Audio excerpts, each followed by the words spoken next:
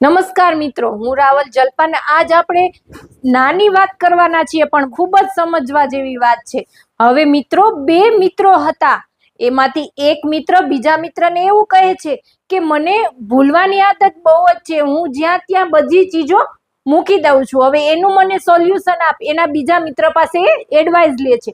ત્યારે એનો બીજો મિત્ર છે એ એવું કહે છે કે તારાથી જેવી પરવડે ને એવી તું મોંઘી પેન લે. જો ઈ પેન ભૂલી જા ને ત્યારે કેજે.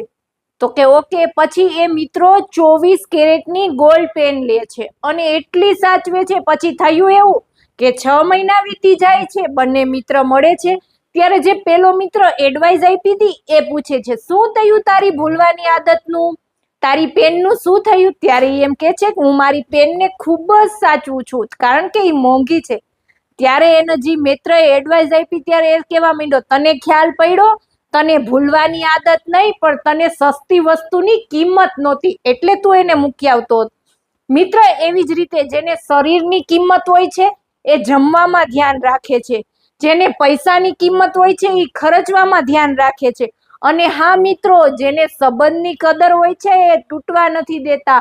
વાત નાની છે પણ સમજવા જેવી. આ વિડીયો તમને કેવો લાગ્યો જરૂર જણાવશો. Thank you.